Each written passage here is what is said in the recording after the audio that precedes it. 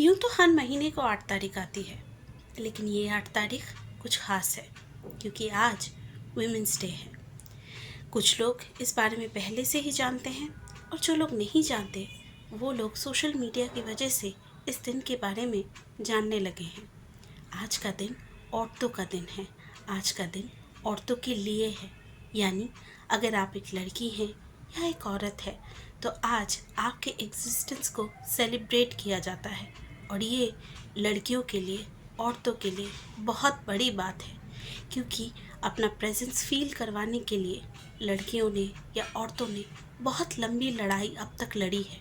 हाँ, थोड़ा सा इम्प्रूवमेंट हुआ है, लेकिन अभी भी बहुत कुछ करना है, अभी भी और बहुत लंबी लड़ाई लड़नी है। जब मैं ये वीडियो बनाने बैठी तो आई रियलाइज़ कि मेरे पास नया कहने को कुछ नहीं है। ऐसा कुछ नहीं है जो मैं लोगों को बता सकूं। पहले ही इस चीज़ के बारे में, लड़कियों के स्ट्रगल के बारे में, उनकी सदियों की लड़ाई के बारे में लोग बात कर चुके हैं। तो फिर ऐसा क्या है जो मैं कहना चाहती हूँ, जिसे बताने के लिए मैंने ये वीडियो बनाया है। जब मैं सोचने बैठी तो पाया कि इस देश में एक्चुअली दो तरह के भारत हैं।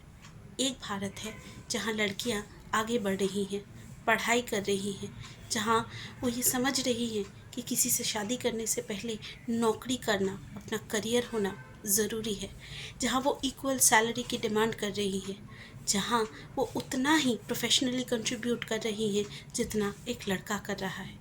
वो अगर चाँद पे जा रही है तो देश के लिए जंग के मैदान में भी जा रही है। एक ऐसा भारत जहाँ लड़कियों के पास इक्वल राइट्स हैं, जहाँ वो ये फैसला कर रही हैं कि वो शादी कब करेंगी, किससे करेंगी, क्या वो कभी माँ बनेंगी और अगर बनेंगी तो किस उम्र में बनेंगी। एक ऐसा भारत जहाँ लड़कियों के लिए बहुत सारी अपॉर्चुनिटीज़ हैं। देखिए, एक ऐसा भारत भी है जहाँ लड़कियों की हालत बहुत ख़राब है, जहाँ आज भी लड़कियों को गर्भ में मारने की प्रथा चली आ रही है, जहाँ लड़कियों की पैदा होने के बाद बचपन में ही शादी कर दी जाती है।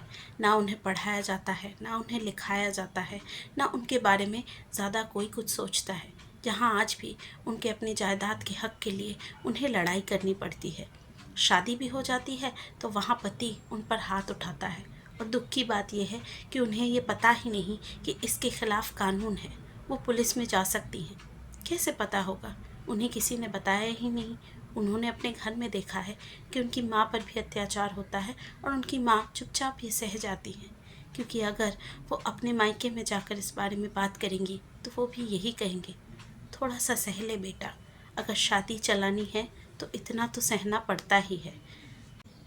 हमारे देश में लड़कियों के लिए जितने कानून हैं वो इन्हीं सब लड़कियों के बारे में सोचकर बनाया गया है, ताकि इन लड़कियों पर अत्याचार ना हो, ताकि ये लड़कियां एक सम्मान की ज़िंदगी जी सकें।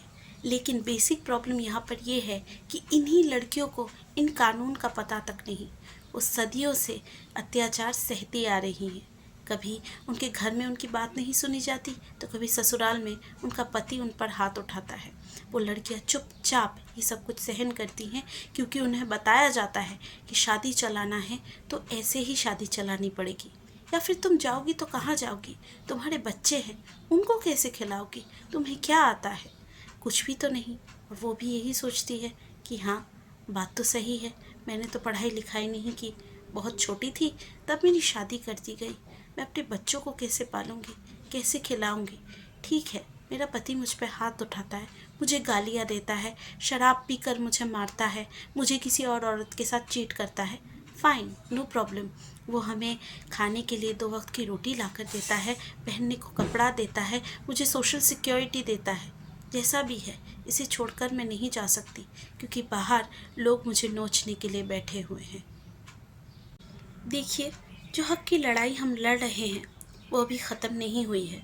हमें बहुत कुछ मिला है, चीज़ें बदल रही हैं, लेकिन अभी भी बहुत कुछ बदलना बाकी है। जैसा कि मैंने इन रूल्स के बारे में कहा, ये रूल्स तो हैं, लेकिन जिनके लिए हैं उन्हें इनके बारे में पता तक नहीं। पता कैसे चलेगा? ना उन्हें पढ़ाया जाता है, ना उन्हें लिखाया जाता है।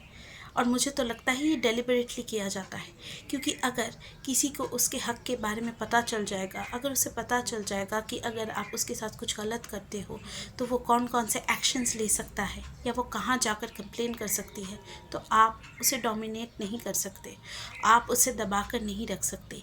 एक ऐसी सोसाइटी जो ये सोचती हो कि क्योंकि लड़की को एक वीकर सेक्स वहाँ पे समझा जाता है तो उसे दबा कर रखना पड़ेगा, वो हमारे हाथ के नीचे रहेगी, तभी हम उसे कंट्रोल कर सकते हैं। वो लोग कभी विमेन एजुकेशन को प्रमोट नहीं करेंगे, वो कभी ये नहीं चाहेंगे कि एक लड़की पढ़ लिख कर अपने पैरों पर खड़ी हो जाए, क्योंकि अगर एक लड़की कमाने लगती है, अपने पैरों पर खड़ी हो जाती है, तो उसके ओपिनियंस होते हैं। आप उसको ये बोलकर नहीं डरा सकते कि तुम मुझे छोड़कर चली जाओगी तो तुम्हें खिलाएगा कौन, तुम्हारे बच्चों को कौन पालेगा, उसे आपकी ज़रूरत ही नहीं पड़ेगी।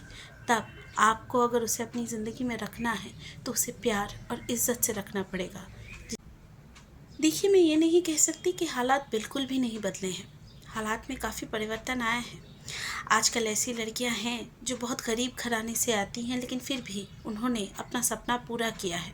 कई लोगों ने उनसे कहा कि उनसे कुछ नहीं हो पाएगा, लेकिन उन्होंने अपनी ज़िद नहीं छोड़ी, और सबसे अच्छी बात कि उनके इस सपने को पूरा करने के लिए उनका परिवार उनके साथ खड़ा रहा।